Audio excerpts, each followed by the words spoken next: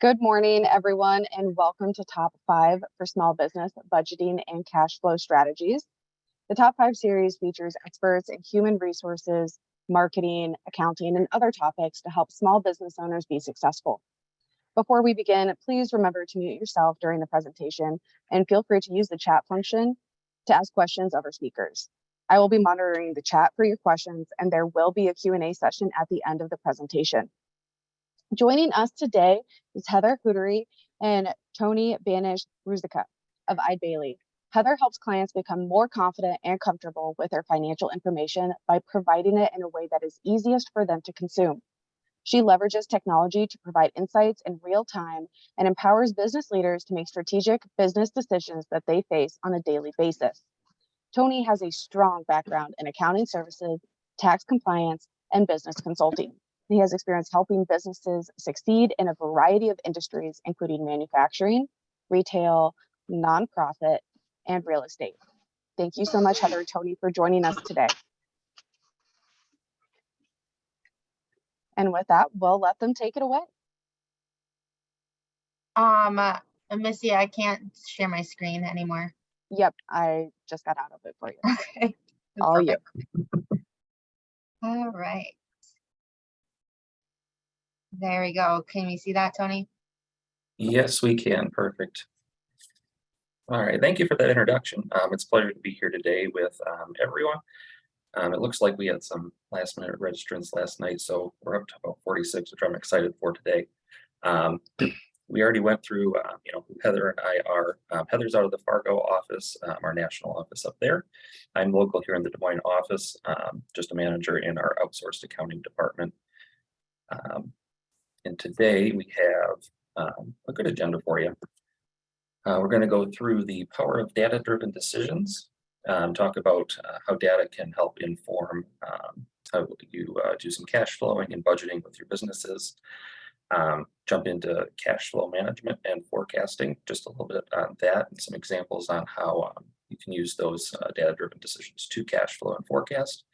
And then we'll wrap up with some budgeting strategies, just different ways you can budget so that you have success in upcoming years. All right, thanks, Tony, for getting us kicked off here this morning. And Missy, thank you for the introductions. Thank you all again for joining us today. I'm really excited to be here with you and discuss some of my favorite topics, cash flow and budgeting.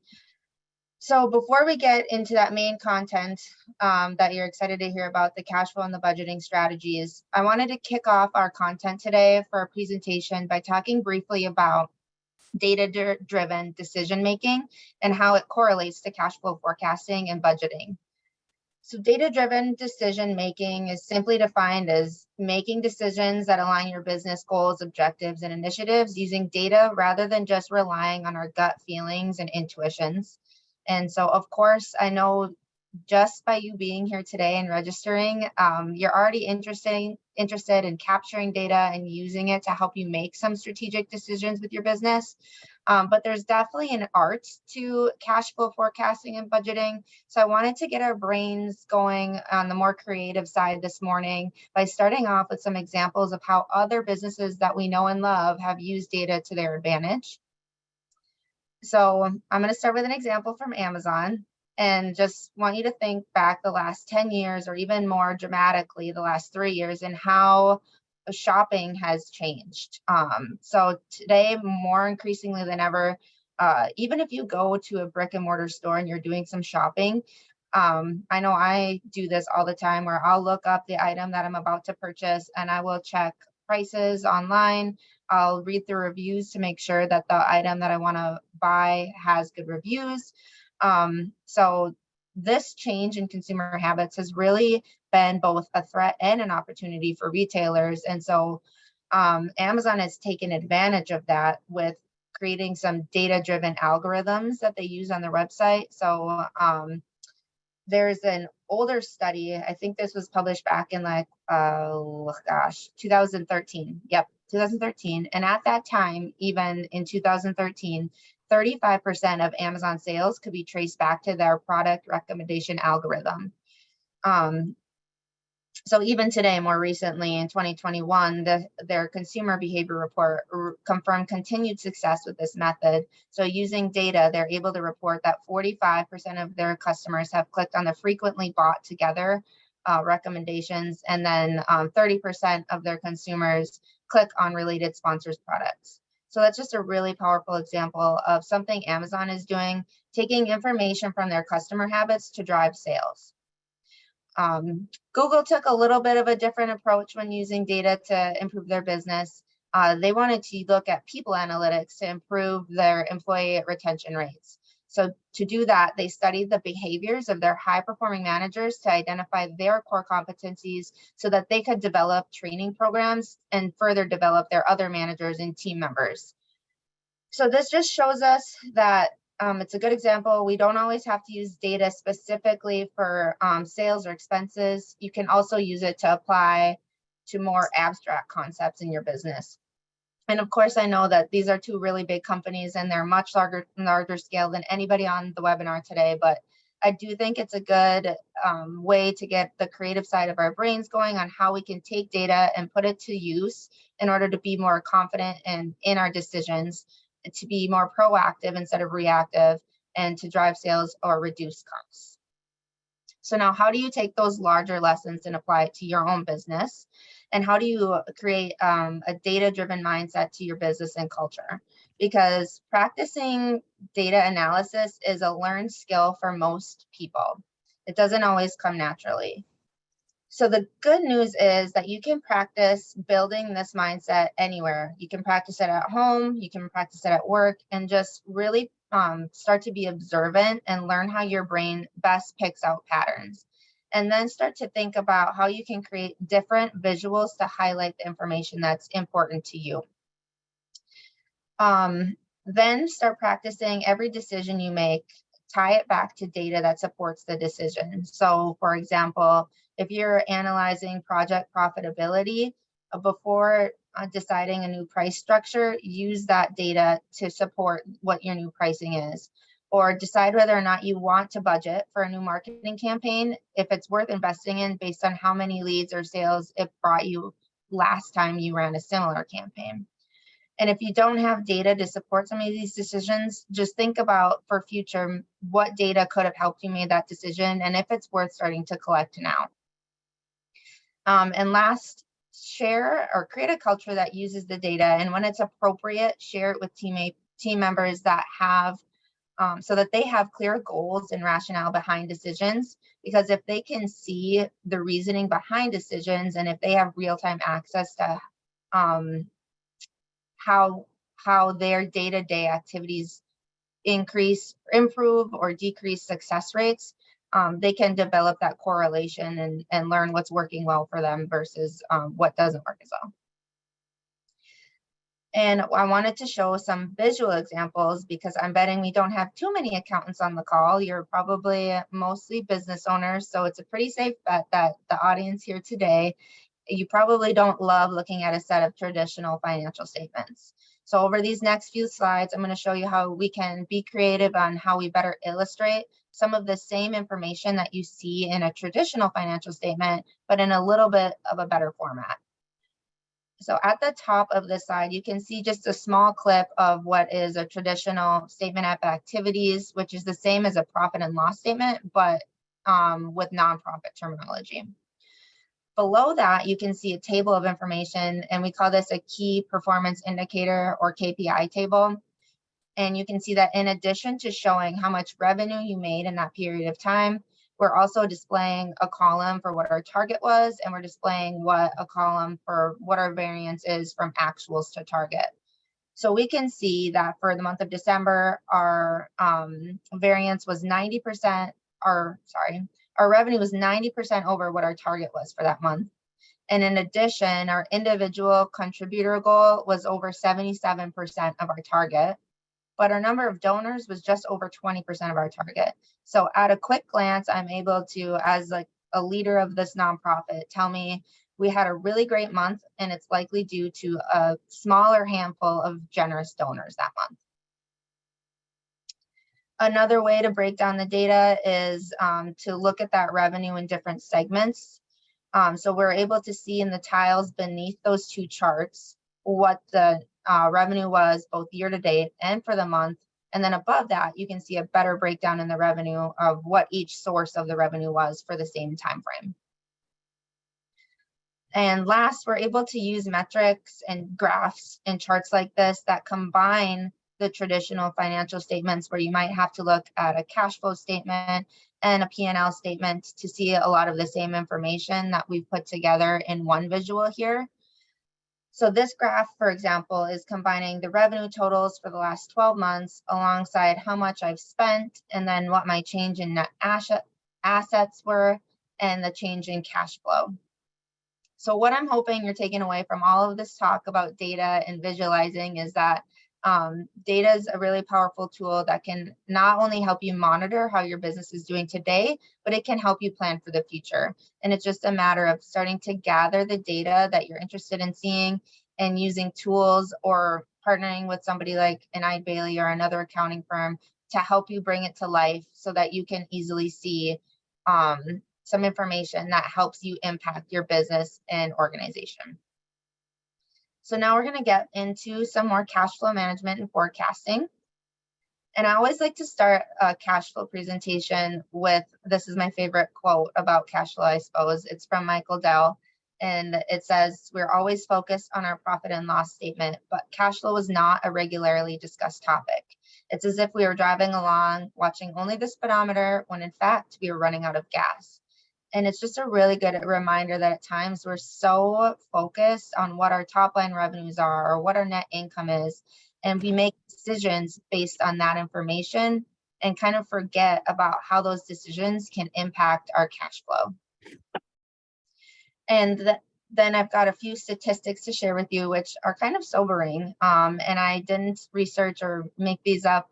We got them from the book called Pandemic Cash Flow, which was actually written before the actual pandemic. So that's a little bit of a coincidence, but some of the statistics that the book shares with us is that half of all businesses actually will fail within the first 5 years, with cash flow issues being the leading cause. 30% of businesses will fail due to cash flow issues alone. 82% of every business that fails places blame on cash flow. And according to FinPacific, 70% of businesses that fail are actually profitable when they close their doors. So that last one, if we think about that for a second, you might be thinking, how can a business fail if they're profitable? But just as that Michael Dell that we just read quote alludes to, you can be profitable on paper and have $1 million in receivables. So it's not really that your revenue is the problem. The problem is that you don't have the cash on hand to cover the costs that you've incurred to create that revenue. So when we talk about how to forecast cash flow, the first thing that we need to understand is the cash flow equation. So it's kind of simple math, as you can see. We start off with how much cash is in the bank today. We add to that cash inflows. What cash are we expecting to come in the door from our customers or from, if you don't do receivables, maybe you've got an average daily sales target that you want to include. Do we have any fixed asset sales or owner contributions coming in, or maybe some loan proceeds? Then we subtract out our cash outflows. So this could be the checks that you write for expenses or debit card transactions. Maybe you've got some loan payments, we'd want to include those, or distributions to owners. So once you put, you take your cash now minus what your cash is coming in minus what cash is going out, you get to your future cash balance. So your future cash balance is what you have on hand after all of those events occur. So it seems like a simple equation, but the art of forecasting cash flow is a little bit more complicated than that. And it can be a challenge to figure out when all of those events are going to occur. So you might have to ask yourself, when will my customers actually pay their invoices?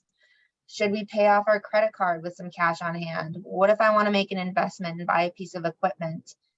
And so all of a sudden you've got all these different variables to consider, and how are all these pieces actually going to fit together? And how do I evaluate some different alternatives that I might have going on? And of course, we can do a lot of this by hand, but there is a lot of software out there that can help with all of this math. It can analyze receivables based on customers' payment history.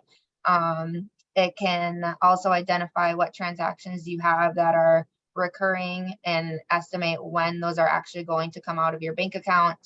But there's always going to be a little bit of a human element to all of this. No one knows your business better than you do. So taking what the software can put together as a base and then tweaking it as what you know to be true.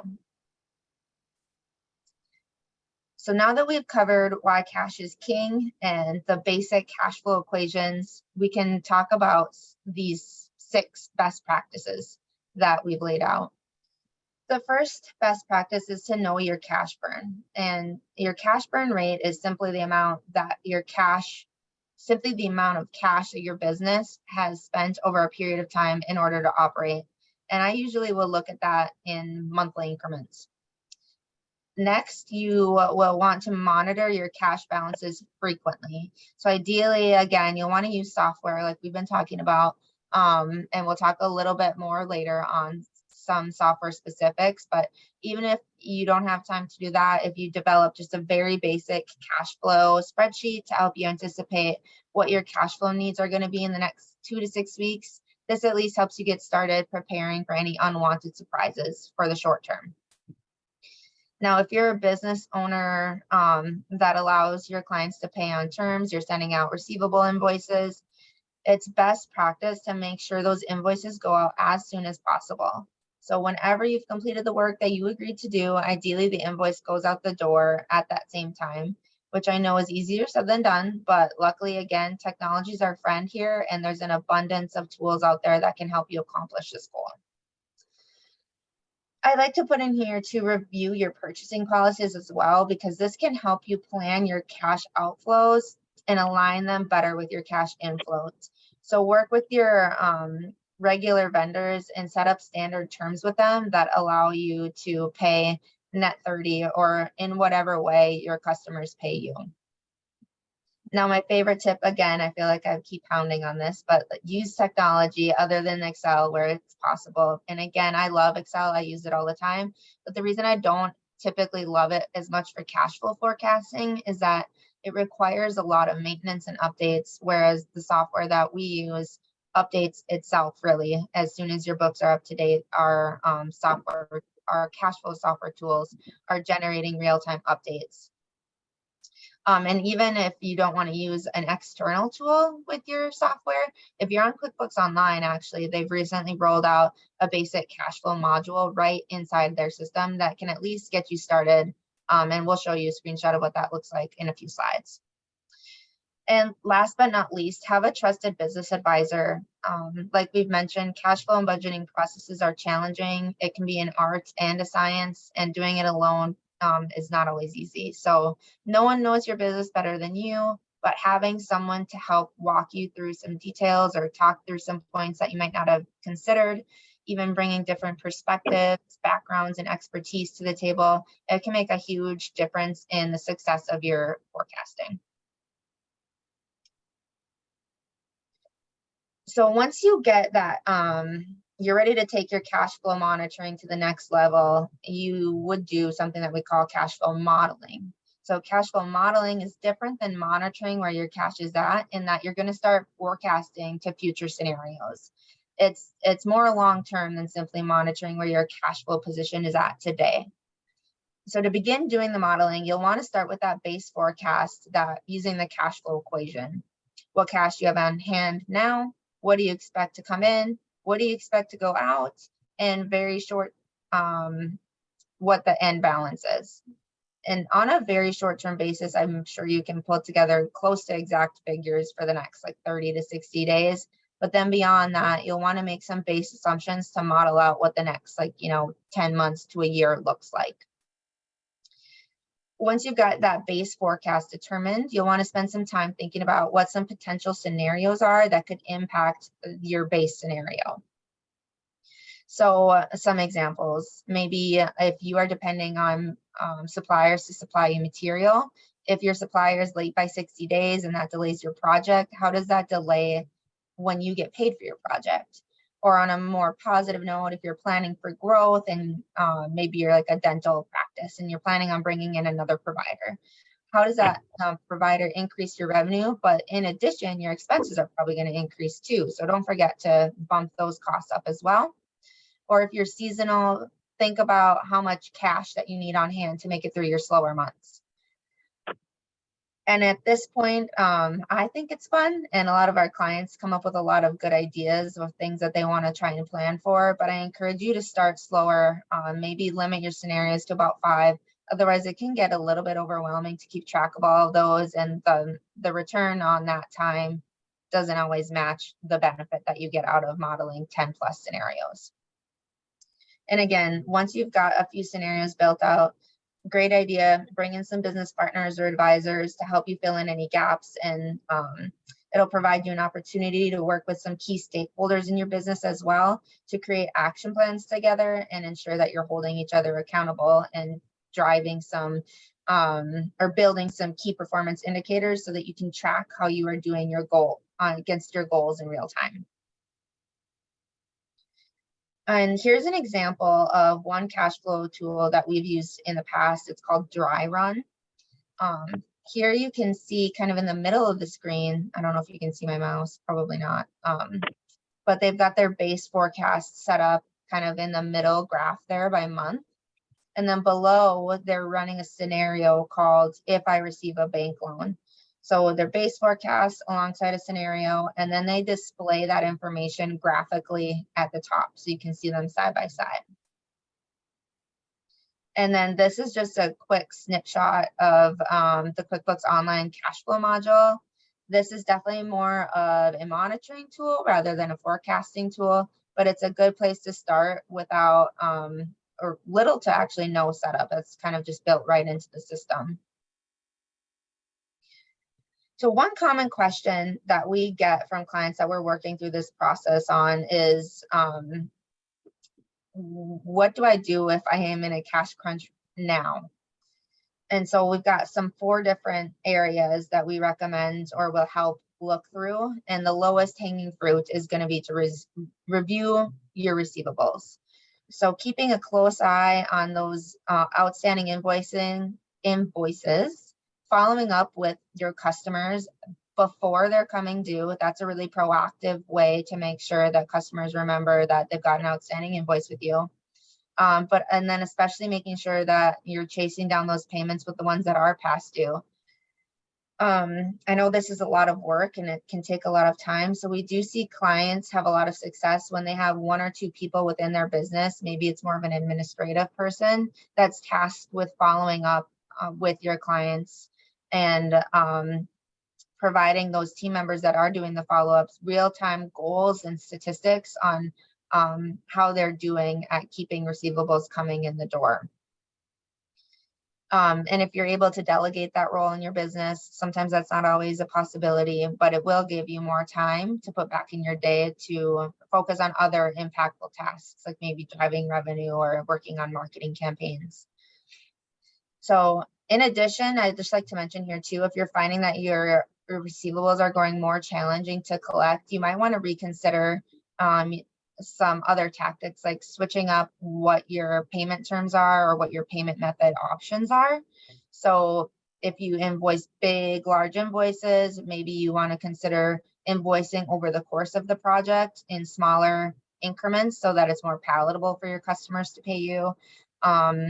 Or allow your customers to pay with a credit card or different payment method options.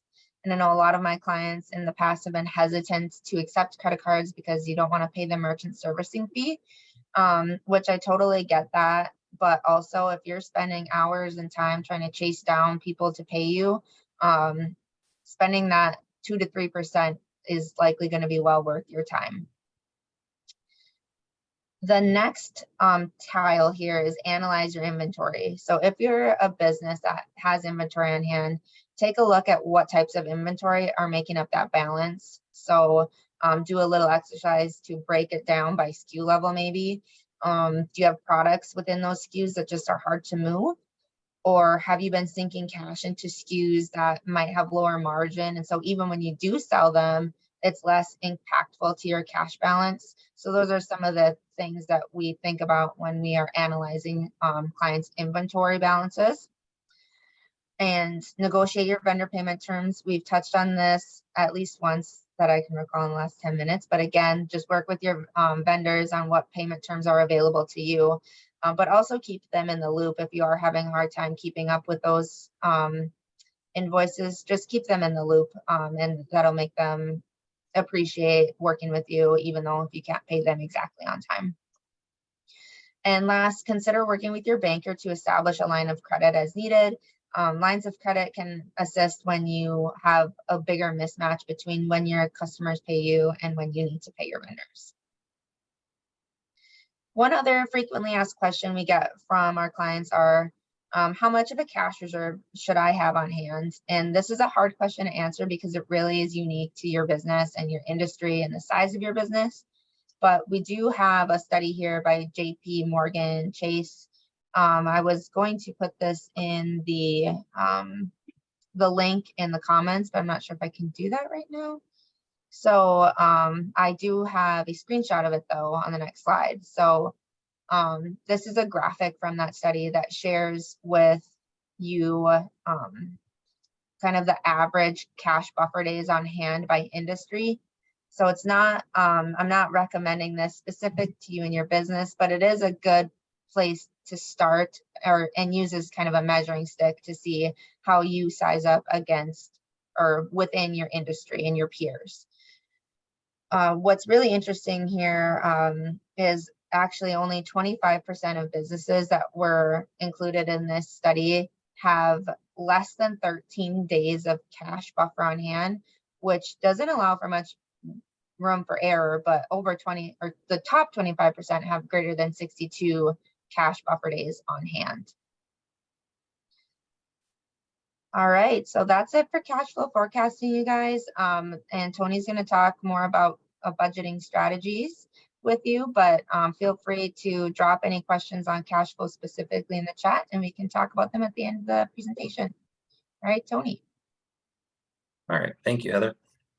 So we're going to start off here with a quick quote. As we grow into a new normal after the past few years, many of us are still continuing to feel that sense of financial instability and risk just because of coming out of the pandemic. So this quote from Robert De Niro kind of fits in with today's atmosphere, or at least I thought it did. So sometimes if you have financial restraints to benefit, it forces you to come up with a more creative way. And in these times, we can use opportunities to look at this opportunity to look at our organizations, our budgets, and plan things through a different lens for the year. So getting into budgeting, so some tools for budgeting, what can we use when we're creating our budgets? So, we have, sometimes you might have a budget from last year, you can use your prior year budget, or if you don't and you're just starting off right now, you can use your actual financial statements and then inform your budget for the current year. Another thing you want to think about are the current market conditions. So, you have inflation, product costs, different salaries, your business model, feedback that you get from managers and employees. The list can be, endless for what conditions are out there for your specific business. But not all feedback needs to be taken into account. It can inform you, but, it could be invaluable. Especially for managers or employees, because they see the actual day-to-day operations of your company. Some other things, maybe inflation or the supply chain right now isn't affecting you as much, but it's always something to keep a good eye out for. There's also, changes to your business model. Do you need to hire new employees? Do you need to let some employees go? Things like that, consolidating positions or adding positions for growth. And then, like I said, feedback from managers and employees can be one of those most useful things if you don't see everything that's happening every single day. So in the next few slides, I'm going to go over a few different common types of budgeting that we see over here. Definitely not hard and fast on what you need to do, but just a few suggestions. So top down, bottom up, and then budgeting by product and service lines.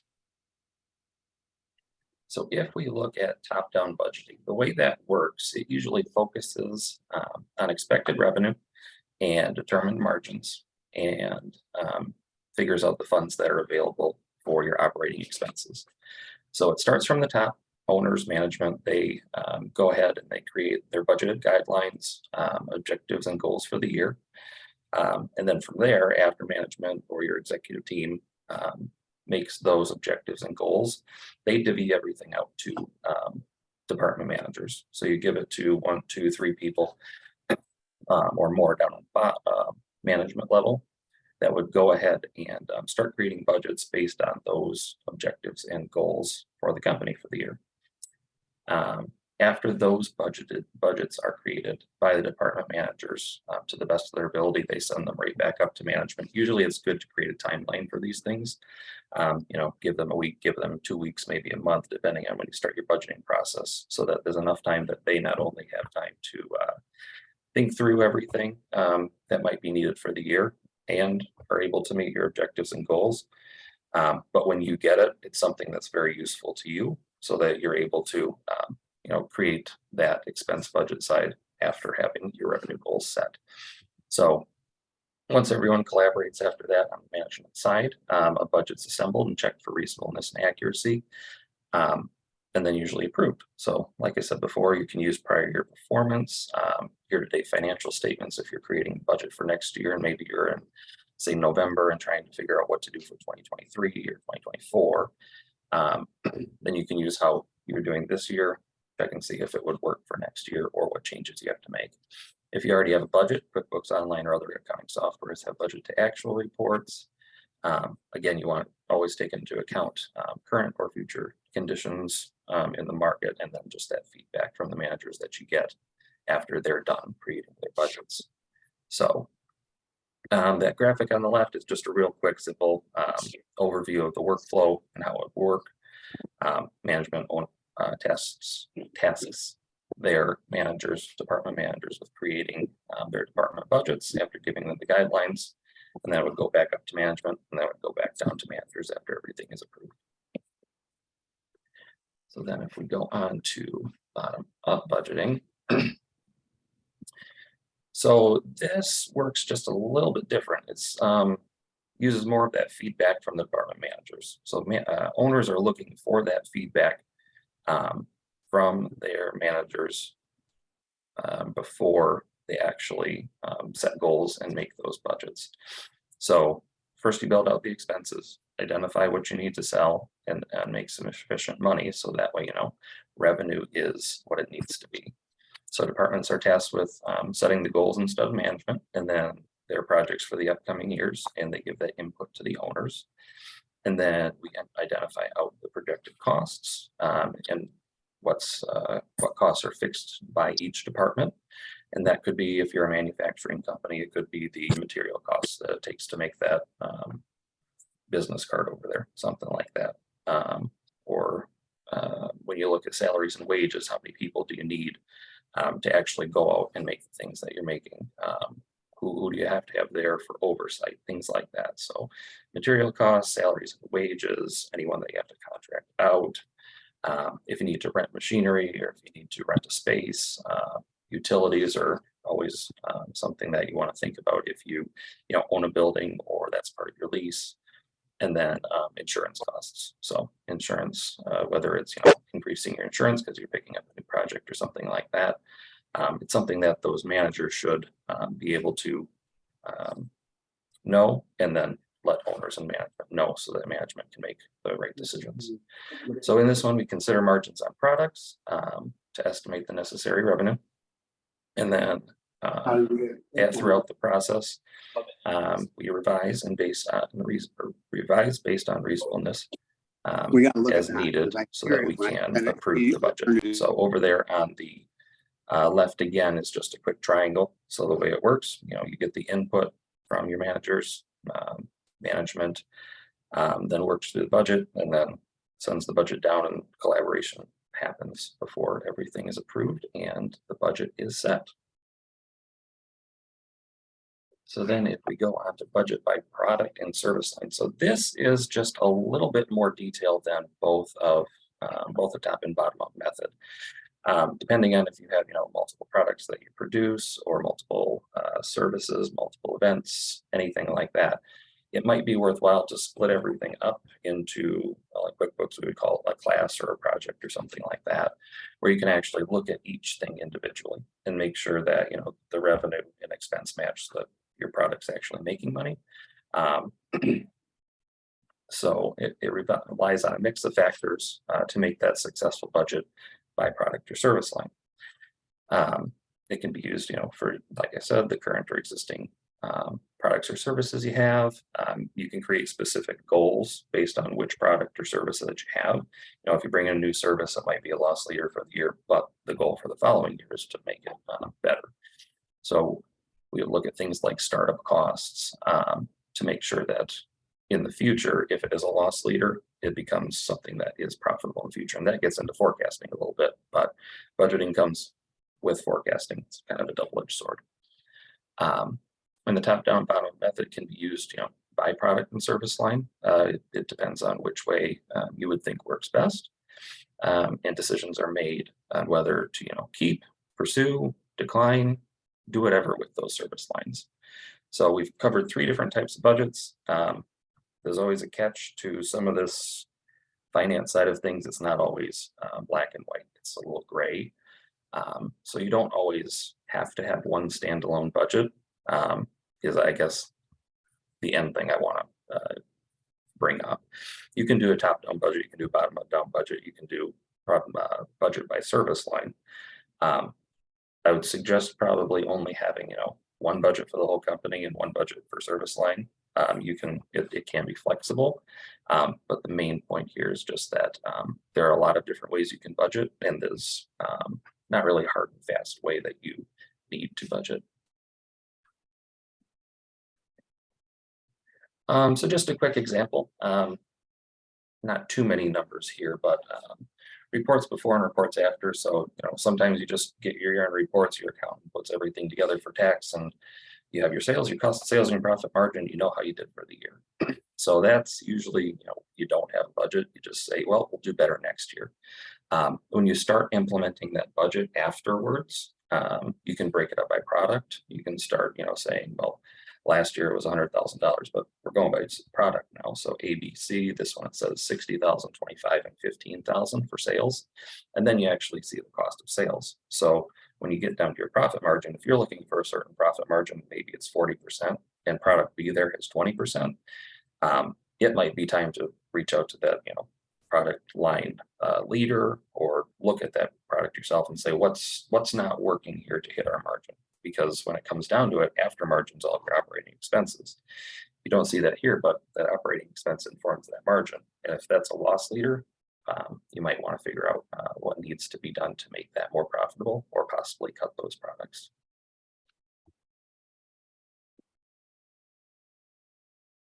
So I'm sure a few of you know who Dave Ramsey is, and his 7 budgeting baby steps so that you have financial success. So I just had to throw a quote in from him, but a budget is telling your money where to go instead of wondering where it went, which is hopefully the goal that we have when we're budgeting. We're not going to be surprised throughout the year. We're going to figure out how we're going to spend our money. We're going to make informed decisions throughout the year. And then if something does surprise us, how do we fix things going forward so that we don't get those surprises again? So we'll move into some budgeting best practices. So in order to make sure that our strategy is focused and we have focused budgets and are successful, we don't want to lose sight of the fundamentals. So here are some best practices that we came up with on what you do in your budgeting. So standardizing data and processes is always good. You make your methods more uniform and consistent throughout the organization. Maybe you're building a useful database so you can make future decisions, and just making sure that you're getting the most out of the tools that you're using. Are you in Excel? Are you in QuickBooks? Are you in Sage? Are you in NetSuite? What are you using, and how can it be used so that you can use that data in a way that's more informative, and maybe find something that you haven't tapped into yet. Heather brought up quite a few things. There's budgeting in QuickBooks as well, but they have cash flow, they have models, they have company performance, a lot of things that some people just might not know are in there, but you definitely can use. You always want to focus on drivers. So not only do you want to focus on those areas that we talked about before, but what are our drivers? What non-financial data is driving the business? So brought it up before, but a big thing lately has been inflation and supply chain, and then recently also the skilled labor and workforce. So how hard is it to find those employees that do what you need to do, and what are they looking for? So that that feedback from them can be invaluable on that end, so that you don't end up spending more on training and things like that, and keep that labor and workforce and build them up so that you can build up your business. We also want to look at past performance. So if you're keeping your data consistent, kind of back to that data standardization, it should be easy to evaluate the past performance of your company. Running comparative financial statements year over year, or during whatever certain time frame that you're thinking. Maybe you start a new product mid-year and you need to just check out what's happening June through December, and then figure out what 2023 should look like for that product, and find ways where you can grow that revenue, cut those expenses, make things more efficient.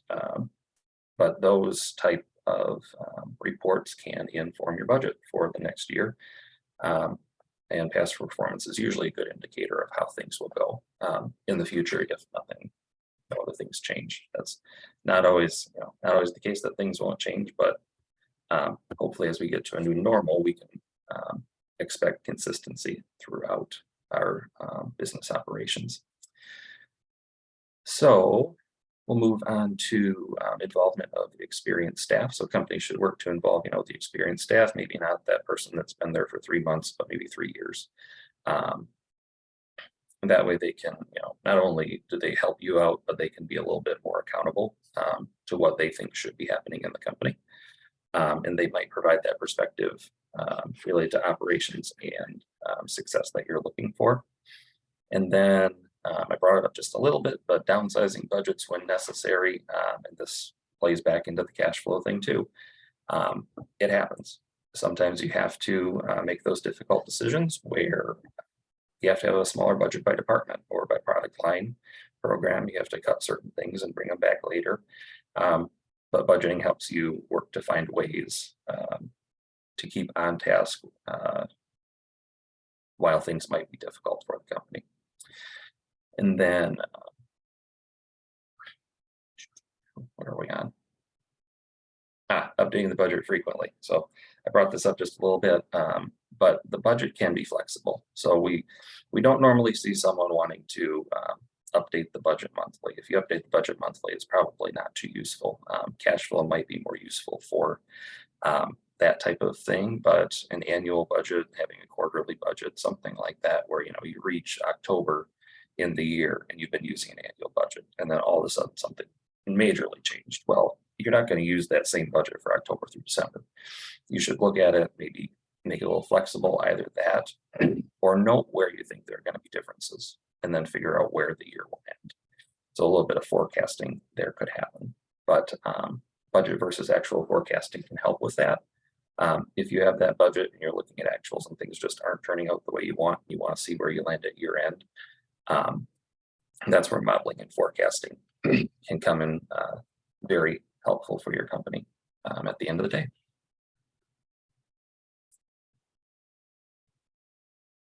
So a little research on the side, more than half of small businesses had a documented budget, but it's not very much more than half. So if you don't have a budget, you're definitely not alone. 2021, it was only 54% of small businesses had a budget.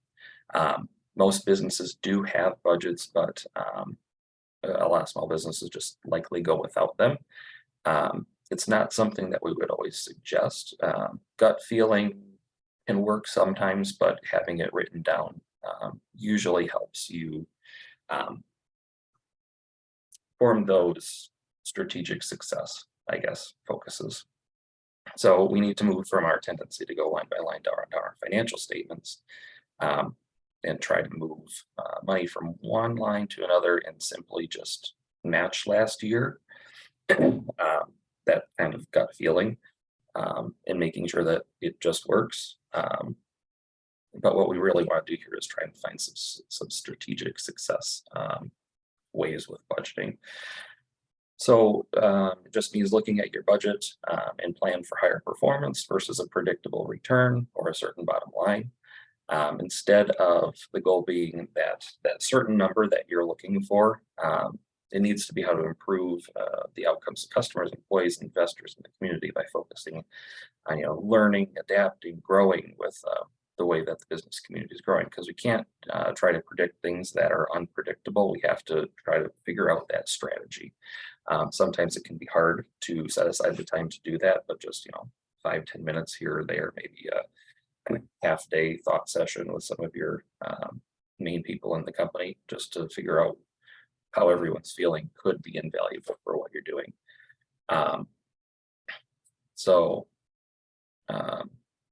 The main goal here is just to allocate some resources for the strategy that you're going to push down out into your business model there. So budgeting for strategic success. Earlier, we talked about owners creating budgeted guidelines, objectives, goals. In this slide, it's a great resource for you when you start beginning at that strategic success, the guidelines there. So what outcomes are most important for strategic success? Do you want your employees to be paid more? Do you want them to be find ways to get them out into the community as we turn back to a new normal of in-person events and things like that? Do you want to see a new product line come out? Do you want to be the leader in that? Do you want to go digital? Things like that. Just figuring out what your success will look like in the future. And then using those priorities, where should your resources go? So you're like we started off with, your priorities should inform your budget. So where would you think that your resources should go for operating and running the business versus that innovation versus maybe changing some of the business? Maybe you don't do change this year, but you have it next year. 2024, you want to do things and you're just ramping up to do it. Do you need to save money? Should we cut budgets so that we can do that? Just things like that. What is the right balance when it comes to that innovation? And then if you're looking at various customer segments or programs, how much do you give to each of those? Do you increase it here or there? We talked earlier about that 40% margin, and that budget was reaching a 20% margin. So how would we make that segment better and then reach those margin goals that you were looking for? And then what different sales channels or locations are there? Are you in Des Moines and you want to move out to Ames or something like that? Do you have an idea if you want to expand? What does it take to actually get to that new location? And then how do we get there? And then how much technology do we keep or what technology do we need? Is the point of sale system that we have a little clunky? Are there better things out there? Do we not know what inventory is at month end? Do we have to put in a new system so that we can actually electronically count it and it tracks it throughout the month? How much does that cost? What is that architecture? And then how will it actually benefit the business? And then maybe what costs should we cut while meeting those strategic objectives? So we wanted to put in a new point of sale system. So we cut out that old cost, but what's the new cost? Do we have to cut other costs? Are there different jobs that maybe go away because the system works? Do we have to repurpose someone into a new position because half their job goes away? So just things like that. And then how do we respond to unexpected events and results? So we all just went through one of those, but it was a good learning experience. I don't want to say we all should have a disaster plan, but just something in our minds that if we all have to shut down again, if you can't get your materials in this month and it has to be pushed to next month, what do we do? How do we communicate? How does that affect the budget? And how do we create higher and better performance for the company? So one item that I've been talking through is just cost reduction ideas. So not going to belabor this too much, but You know, we have overdue personnel actions as someone just, you know, riding along with the business and have had issues. What do we do to make that, you know, better for the company? Relocating or renegotiating rent and lease. You know, did you change from everyone in the office to a hybrid model? Do we need to rent as much space? Do we need to lease as much space? Shopping for lower insurance. I would suggest everyone every year probably reaches out to their insurance provider and maybe checks with someone else and sees if they're getting the best deal out there for what they need. If you have debt, refinancing now might be a little bit different than it was about a year ago. But if you do have high interest debt or need to refinance your debt, that's always an option. Advertising is usually one of the first places we see cut. If you know that your client base is in good shape, you're not really looking for new people to, you know, come in, buy things. You can always cut down advertising costs. Maybe you're posting something out there. You have Google AdWords or something like that at the highest level. Bring it down a level just for a little bit, and then bring it back up later. Consolidating activities. So like I said, if you put in a new system or something like that and someone's job turns into a half-time position, how can you bring them back up to full-time? Do you have to hire another person, or are they able to do what that new person that you would hire can do with the knowledge of the company? And then there's, you know, eliminating cross-department and program activities. Not something that we normally see a first thing, but if you have to tell your fund committee that you're cutting down on going out every week to, you know, once a month or once a quarter or something like that. Sometimes you just cut down activities for a little bit, save a little money, then bring it back. And then reducing spending on department management. So management a lot of times makes the decisions, and to some staff it might not seem always fair that management isn't outwardly being affected. So just reducing the spending on what management does. Maybe instead of going on a business trip to a seminar, you can do that virtually or something like that. And then just changing processes and then eliminating any work for which the cost exceeds the value. So how valuable is the work that's being done? So a lot of talking, but we're going to get just a little bit into the example side here. So in QuickBooks Online Plus or Advanced, there is an option for budgeting. If you haven't created a budget yet, it is just one step away. If you're in there with Plus or Advanced Essentials, I don't think has that option, but upgrading usually isn't too much of a cost when it comes to creating a useful budget. So you can start from scratch, or you can use the easy fill method to start out your budgeting from your prior year data that's in there. You can also subdivide down to customers if you want. You can dig into details of your company and projects that you're working on. And then right here on this slide, so if you're out there in QuickBooks, you can see that over on the left sidebar, you have it's a budgets tab, and then you click add budgets, and then you can start budgeting. So if you click on that, on the next slide, pretty much right here, it's a new budget. So it gives you whatever your chart of accounts is, and then you get to select, you know, what's the fiscal year that you're working on, probably 23, maybe you're working on 24 toward the end of the year. Your interval, do you want to do it every single month, or do you want to do it just on an annual budget? And then, like I said, you can pre-fill data, so it gives you the option to do you know, actual data from 22, actual data from 23, or just none. And then you can subdivide, you know, by customers in there if you do customer by customer budgeting. And I added a lot of quotes, geez. Just a quick reminder, as we move through these examples, the more your money works for you, the less you have to work for your money. So not everyone is in QuickBooks. I know that. It is not the end of the world to create an Excel or an Apple Numbers or Google Sheets budget. If you want to go out there and just start working through a budget, right here is a quick example of a short chart of accounts. You put in your actual budget, maybe a couple formulas, and then you can get your over under throughout the year, and then like the percent of budget. So Definitely a spreadsheet software is a good place to start if you're not in QuickBooks and you want to start budgeting out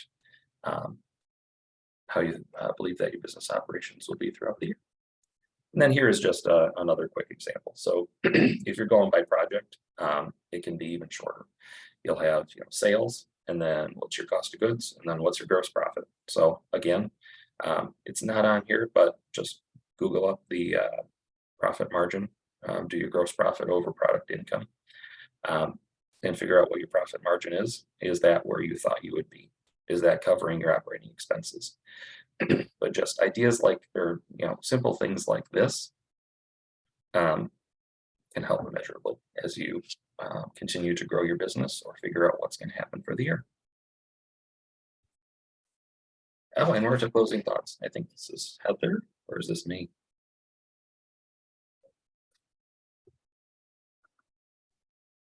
I think maybe we want to just jump right to questions. I know we don't have a ton of time left, and I'll actually jump to the next slide, last slide, so that you guys can grab Tony and I's contact information.